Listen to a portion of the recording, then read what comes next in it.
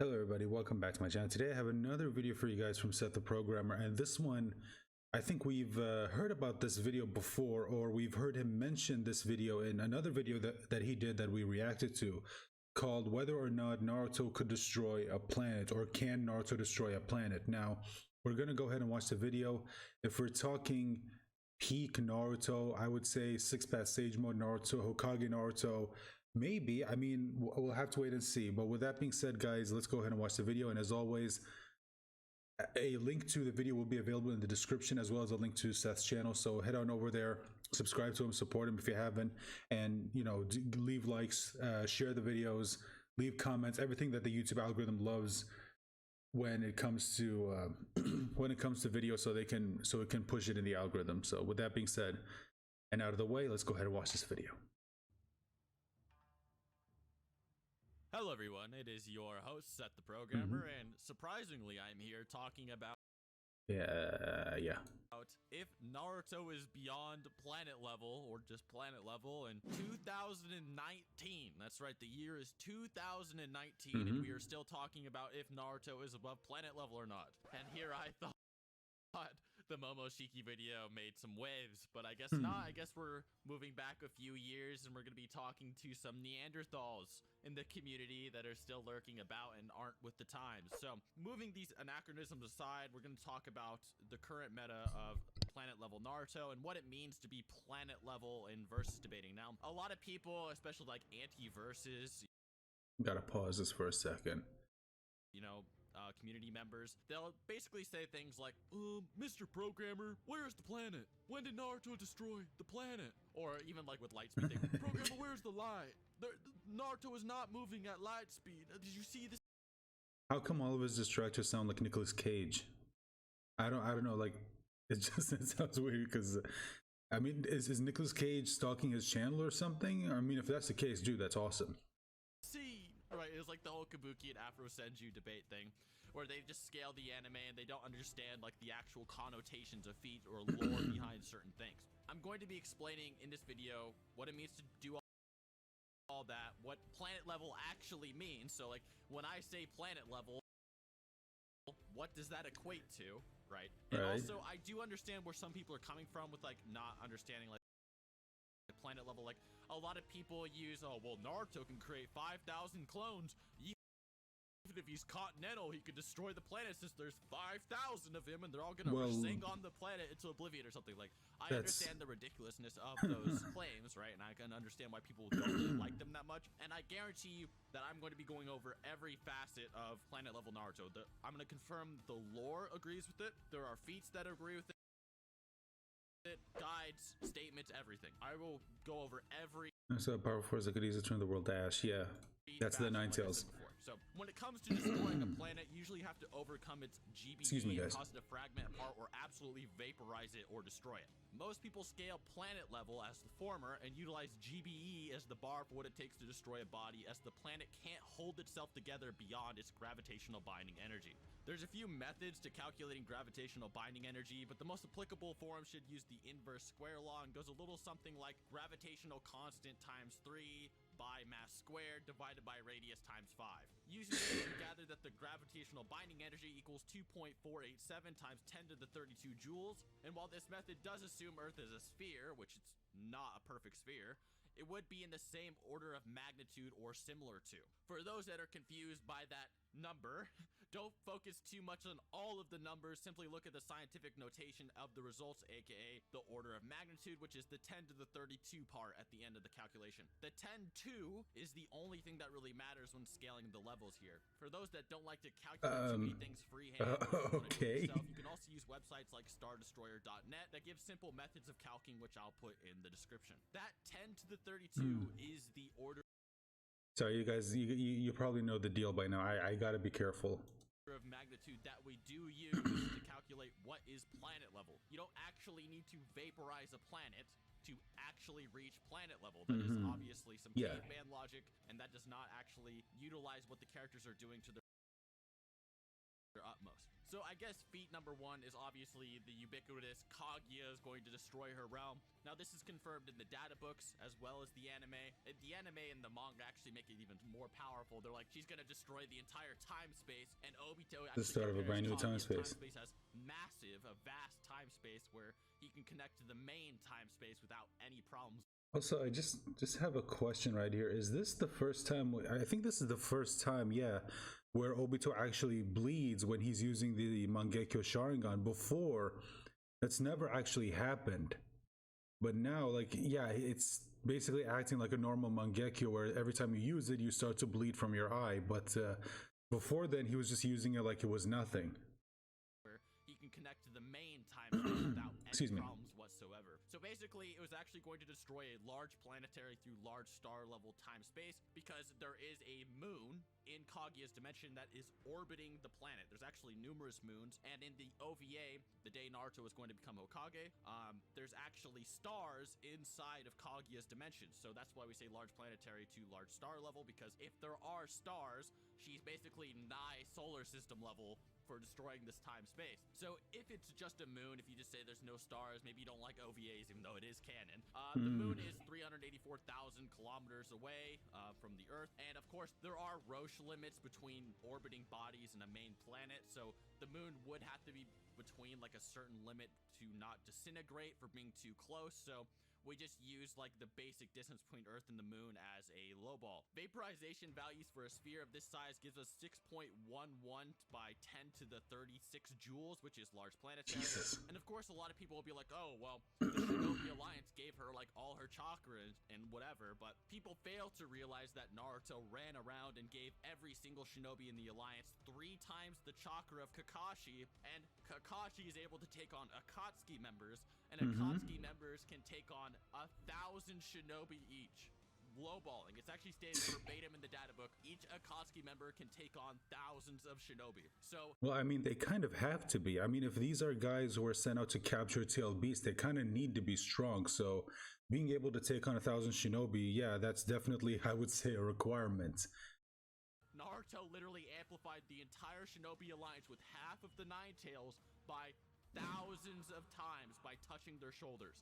So no, the Shinobi Alliance did nothing to Kaguya's power, not even a single percentage of an amp. As I said before, in this dimension, we also see a star, so there should be a distance between the star and a planet similar to the distance between the Earth and the Sun. 180 naturally is 149.6 million kilometers, and using a sphere of this size gives us 3.604278 times 10 to the 44 joules, which is high-end large star level, nigh solar system level. Basically, this feat is, if the Earth was turned into a nuclear bomb, it would be weaker than Kaguya's attack by over 100 times. So imagine the entire planet was a nuke, it would still be weaker than Kaguya's attack 100-fold. So yes, obviously that is the feat that is beyond planet level, but that is just one of many. There's another guide that gives credit to Kinshiki as well, that says he has the ability to split worlds. I keep forgetting to bring water to these things. Planet level, but it still should calculate to small planet level, give or take, which would still be considered planet level to a smaller degree. This is a good feat because it's supposedly just a casual attack that he can perform this, and many characters are able to block, parry, and deflect Kinshiki's strongest attacks with, like, Sasuke's one arm and his sword. So just his casual slashes are able to split worlds beyond their GBE. Now, the reason this feat is so impressive is mainly due to how planetary is even classified to begin with. Fragmenting the planet beyond its GBE, however, many people don't realize that simply separating a planet from its GBE is really one of the most impressive aspects. You also need to realize what splitting an entire planet in half would mean. Not only would you be splitting straight through the world, you'd also be then splitting those halves away from each other, and that's why the feat is still comparable to planet level, but obviously not exactly. For those of you who still aren't convinced that it should be impressive, I think a good visual example of what's happening is looking how the crust of the planet, or every continent and ocean, compared to the actual whole planet, and what splitting it in half would actually equate to. Splitting this apart would equate to 5.08 by 10 to the 30 joules, giving the benefit of the doubt and not lowballing it to oblivion, and I'll put that calc in the description below. That's not the only piece of lore that suggests Naruto characters are planetary either. In fact, it's suggested 3 times over that Kurama should have enough power to vaporize or shatter the world itself, even with only half its chakra. In the English data book, it's described, sealed inside Naruto is a powerful force that could easily turn the world to ash, yeah. And I obviously put the calcs for the statement on the screen of what that would mean depending on how you interpret the statement. And this isn't the only Double time atomic this is actually destroyed. declared. Damn. It's declared again in Data Book 4. When the beast chakra sees, the earth quivers and the heavens shake. Earth-shattering destructive power. Now, the one okay, I mean, it is, yeah, it's like you said right there in the data book, it is pretty blatant, but at the same time, I will say this. You guys got to remember that in Japan, and this isn't just in Japan, I think this is pretty much everywhere, when it comes to certain things like this, when they're trying to hype something up, they'll always hyperbole. They'll always use hyperbole, excuse me. So normally when you hear statements like, oh, it has earth-shattering power or godlike speed or lightning quick speed, you know, things like that, you got to remember sometimes they are kind of exaggerating in order to make it sound impressive. But sometimes when you think about it and you look at it, you know, it's not really as fast as they say they are. Again, it's just done to build up hype for whatever it is they're trying to hype up, you know. In this case, you could say it's Naruto mastering Kurama's chakra, which would give him earth-shattering destructive power. So while, yes, you could say this statement is, you know, pretty conclusive. I mean, Kurama having earth-shattering destructive power, and this is just one half of Kurama. So if Naruto gains both halves of Kurama, it would make him a lot stronger. And, you know, I would say maybe at that point he does have power to destroy the planet. But at the same time, you got to remember, there is a chance that they're just being hyperbolic here. So again, I'd be careful by using data book statements, because sometimes, yes, data books are a good source of information when it comes to the lore of the series, because they are, I think, most of the times written by the author, or at least approved by the author. At the same time, you got to remember they do like to hyperbolize, so just keep that in mind. Power. Madara then describes that his Susanoo, which rivals the Bijou, has the power to smash all things in the world. Some translate this to universe, but in these instances, it's more so referring to planets rather than universe. Many then begin to question these declarations by saying, where's the feats, though? What about Bijou destroying mountains, though? And so on. This is easy to refute, as yeah, I gotta over later planet level feats that Kurama scales to. It should also be noted that Kaguya's feat is actually pretty much large star level and borderline solar system level, or massively large planet, with Kurama being a massive portion of the Ten Tails. Kurama being this level isn't inconsistent with anything either. Yeah, I think it's stated that he contains, like, he represents the majority of the Ten Tails as chakra. Also, that's why he's so strong. Mountain level Bijou Damas, it should also be noted that there are numerous feats for characters being multi-continental that rival Bijou. There's even a feat where Kurama... Sorry guys, again, there's music, and music is like completely dangerous for anyone on YouTube who makes content. Like, you got to be really careful with music. And again, I know someone might say, well, he's playing the video, he's got the music, why isn't he in trouble? Honestly, you're gonna have to ask YouTube. Again, I'm just as confused as you are. Somehow their video is fine, but mine gets dinged and blocked from being uploaded. Again, I don't know how that works. It's frustrating, but again, you're gonna have to take it up with YouTube, because I sure as hell can't figure out how the hell that works.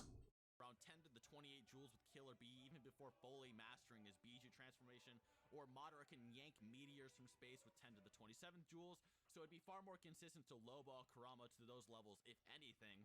The mountain level downplay is utterly absurd as well, when you realize, for one, Naruto literally pimp-slapped all of those Bijou bombs into those mountains without even his avatar to begin with, and that Naruto is more of an AP series rather than a DC one. For instance, you have Rasengans that can harm Naruto, Sasuke, or Jubito, despite all of which being able to tank the Ten Tails cataclysms that ravaged the Earth late war. It's just how the series seems to work, and it's concessions the authors had to make the series function without the characters jumping planet to planet like some Beerus versus Champa Dragon Ball Super battle. This level of scaling for a possible small planetary/planetary Kurama is also far more consistent with later showings in Naruto, such as when Kurama is shown being able to duke it out with the Otsutsuki Golem, or massively outscaling the chakra cannon made by the Cloud Village that could teleport away and destroy the entire moon. This is more so just supporting evidence, but many people do seem to overlook just how strong the Nine Tails even is, such as when it amped tens of thousands of shinobi by a few times greater than Kakashi's level, and obviously Kakashi being a greater or rival to the Akatsuki, and the Akatsuki being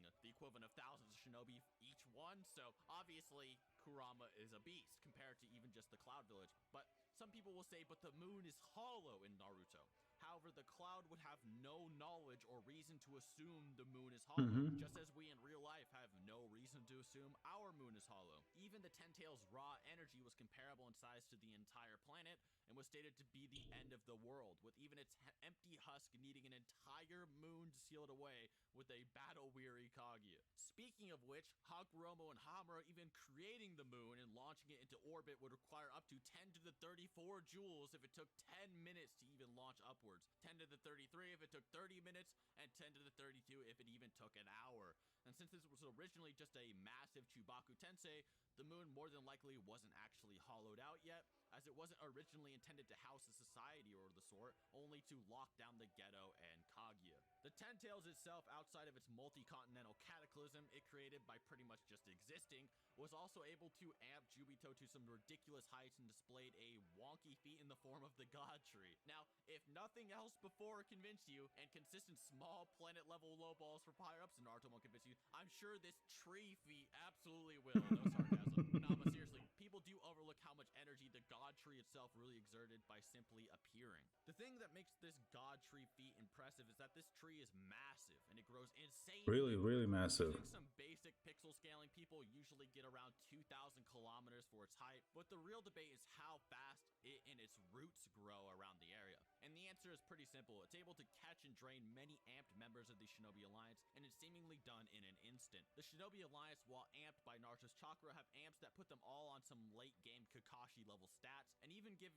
Hinata the power to slap away hands from the Ten Tails with just an air palm. Kakashi, even as a child, was able to react to lightning bolts, and many Shinobi actually utilize lightning, such as Kakuzu, that Kakashi has had to directly react to and deflect with his bare hands. So this tree may very well have sprouted and devoured everything around it at a speed similar to lightning, if not far greater. And since lightning can reach from the clouds to the ground in around 1/1000th of a second, an interval of this 2,000 kilometer tree growing in around a second is actually kind of a low ball. And you'd get 3.96 by 10 to the 32 joules. Using such, characters like Madara later on were also able to absorb the God Tree so fast that nobody even saw where it went as well, which adds to its validity of appearing and growing in a second. You also have instances where Toneri Otsutsuki, who an older Bijou states Naruto seemingly one-shotted, at least Toneri says so, was going to hurl the moon at the earth with enough force to destroy it when he was defeated, which was actually been calculated to require small to normal planet levels of energy, which would be consistent with Naruto being worried Toneri could actually bust the entire planet. So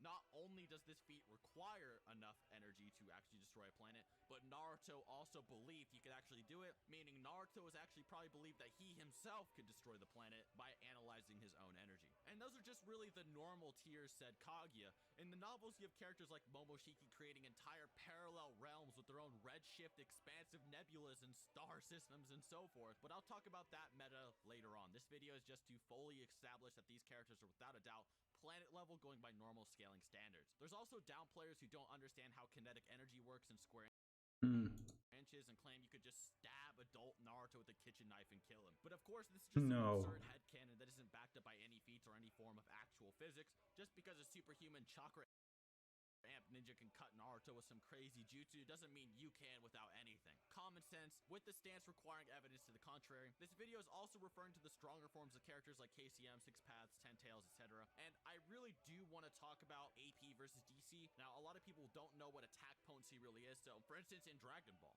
right, you have Super Saiyan Blue Vegito, one of the strongest characters we've ever seen in Dragon Ball Super. Yet their battle doesn't even destroy. Well, not so much now, if I'm being honest. Before we're shaking the entire universe, characters in the future then go on to shake on an infinite realm, and yet they're barely destroying a ring they're fighting on. Things like that. That's called attack potency, right? Where they're able to control the actual area of effect of their abilities. So for exactly, Naruto's Rasengan in the final battle versus Sasuke, these guys can easily shake the entire planet in their battle. People can feel their chakra across the planet.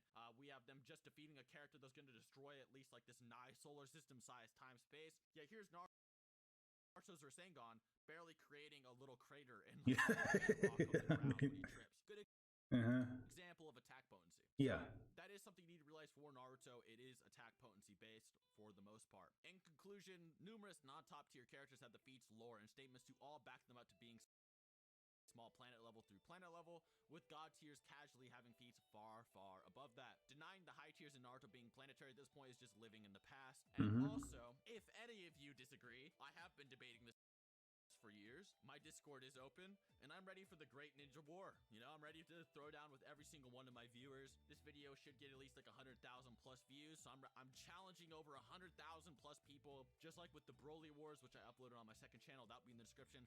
I'm willing to debate. Oh god, 5 hours? Video. I do not want to see you in my comments. Do not type any refutation in my comments. Just come debate me. If you can disprove me, disprove it to the entire public, because my video will be uploaded. Everyone that debates me is going to be uploaded on my second channel. So if you think you can take me out, if you think you can disprove me, please get in call. I don't want to see any of this. Okay? Please come talk to me. Let's duke it out. Right? I'll prove I'm the best. Once again, I will do it every single time. Man. So, oh yeah, got way more than 100,000 views. And other than that, guys, I hope you enjoyed this video. I hope you all understand what being planet level in a fictional debate actually is. And obviously, if you're one of those people that's like, but where's the planet? When did he destroy the planet? If you're one of those people, please come and call. I'll let you for it. And now that the video is over, I hope you guys did enjoy it. Oh, hold on. And as Sorry. I said at the very beginning, please check out John's SoundCloud. And Okay, so yeah, again, I can't take the risk with music, guys. I'm sorry. But you know what? There's the name. Go check him out as per Seth's request. But yeah, listen, he made it very, very clear. I mean, Naruto clearly has the power to destroy a planet. I mean, it's pretty hard to refute at this point. Now, again, to just make to comment on what he said about people arguing of, okay, but did we ever see him destroy a planet? Did we ever see him destroy a moon? And it's like, guys, that's not an argument. I'm sorry. Just because you don't see someone do something doesn't necessarily mean they can't. And he actually explained it pretty perfectly. It's like the reason why you don't see them destroying planets is because they're controlling themselves. Okay, last time I checked, they still live there. Okay, of course they wouldn't just destroy it. I mean, hell, we saw an example during the Naruto versus Sasuke fight at the end of Shippuden. I mean, one swing from Sasuke's sword created an entire chasm that traveled like God knows how many kilometers. And it's like, I still don't think that that was them really going necessarily all out, because they know that if they do, then it would be bad for the planet that they're standing on. And both of them, yes, even Sasuke, weren't trying to destroy, because Sasuke of course had his plans to take over and change the world. Naruto wanted to stop Sasuke, bring him back, and work together with him to try to bring about peace in the shinobi world. So of course none of them are going to go all balls to the wall crazy and just fire out like fireball jutsus, Chidoris, or Sengan Kirins that'll just turn the entire world to ash and possibly destroy it. It's just, of course they're not going to do that. And he talked about it in Dragon Ball. Like, of course we all know Dragon Ball characters have the power to destroy planets like it's nothing. They've been capable of doing that since all the way back in early Dragon Ball at the 21st tournament. Like, that's been, or no, it wasn't the 21st. I think it was the 19th. Let's see. This is the one where Goku won. 22nd is the one where Tien won. So sorry, yeah, it was the 21st. It was definitely the 21st.